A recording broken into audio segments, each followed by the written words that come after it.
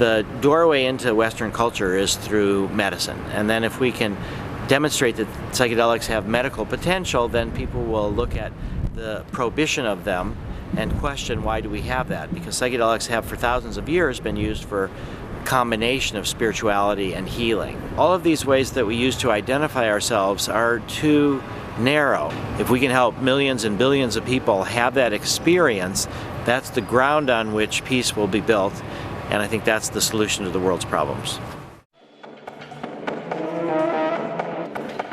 Just contact to the one. What is, according to you, the solution to change the world? My solution to change the world is to look at really what is the cause of a lot of the problems, or the main cause of the problems is narrowed consciousness. The way that we identify ourselves as separate, we identify ourselves as part of our culture, our country, our religion, our gender, our sexual orientation, our race, that all of these ways that we use to identify ourselves are too narrow. The psychedelic mystical experience, or I should say the mystical experience, with or without psychedelics, that core element is a sense of unity, a sense that we're all in it together, that it's all one web of life. And if people have that experience, not just the thought, but people have that deep experience, then that will change everything. That will change their, reduce their prejudices, make them more tolerant, make them more environmentally sensitive, make them more willing to engage in dialogue rather than go to violence. And so I think the experience of connection and unity, which is typified in the mystical experience, if we can help millions and billions of people have that experience, that's the ground on which peace will be built, and I think that's the solution to the world's problems.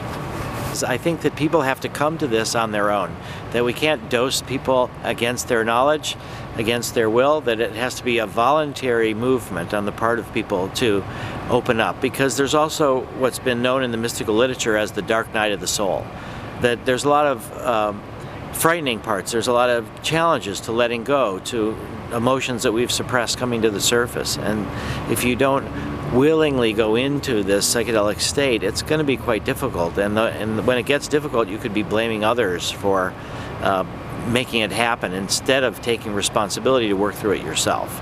So it is that idea that if only the politicians would have this sense that we're really all connected, that would lead to a better world. But I don't think we can do it by dosing people against their will. And so there's a concept called nested hierarchies.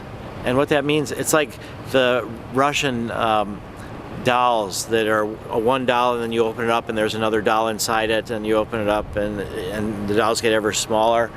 And so I think it's in a sense that, like, what can we do that changes everything, that has these ripple effects? And it's changing consciousness towards the sense of connection rather than the sense of separateness. And I think that has the greatest leverage in terms of promoting social change and making a better world. Strategically, I think the way to try to save the world, the way I've been working since I was 18 in 1972, is to try to open the door to psychedelic medicine. And psychedelic medicine, psychedelic psychotherapy, psychedelic spirituality, that the doorway into Western culture is through medicine. And then if we can demonstrate that psychedelics have medical potential, then people will look at the prohibition of them and question, why do we have that? Because psychedelics have for thousands of years been used for a combination of spirituality and healing. And once we can get legitimized of psychedelic healing, then we'll get psychedelic spirituality, and then it'll move out of the medical context, and millions and billions of people can have these experiences of unity if they want them, and that will make them more tolerant, more appreciative of other people, and it'll build a base of peace and love underneath the differences that we all have, and it'll help us move through our conflicts, and that'll save the world. Don't you think there is, for me, a dichotomy between drugs being a drug, but the other drugs are also a drug? Well, I think there are corporate interests that are trying to maximize profits and are not all that sympathetic with simple, inexpensive plants like marijuana or like ayahuasca or peyote or mushrooms that can do a lot of healing at very little cost, and money just doesn't go to the pharmaceutical companies, they go elsewhere. So there is a resistance, but the resistance to psychedelics and to drugs, and the way in which we have the negative, pejorative view of drugs as something illegal and bad and shameful, that's about power and control, and it wasn't really about trying to stop drug abuse. So I think by talking about medical uses, we help people realize that these drugs, it's not that they're good or bad drugs, it's how they are used, and that will mean the relationship that we have with them can produce benefits in certain ways, and that's the medicine, that we have a very careful relationship and very careful controlled circumstances, and then from that will grow a changing attitudes towards the whole demonization of drugs, and I think that will fall away in the next 20-30 years. Around me, it's never for medical purposes. These drugs are always used for recreational purposes. I think that most people that approach drugs like marijuana, like MDMA or LSD, do use them for recreational purposes. On the other hand, recreational purposes can be healing themselves. It can be energizing, relaxing, recreate. It can be helpful.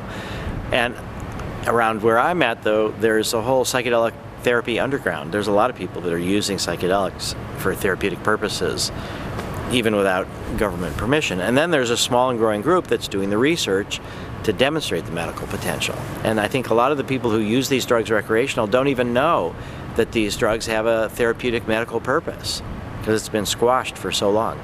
So I think that's changing. And so I think we need to look at recreational use as something that can be healthy and healing if it's done responsibly, and we need to try to make it so. And then also we need to think about going beyond prohibition into building a post-prohibition world. It's not easy to do it not recreationally. I have many friends who are depressive around me. Yeah. They know that some psychedelic would help them, but they wouldn't dare take them alone. And they have no one to help them, so they continue to take pills, you know? Yeah.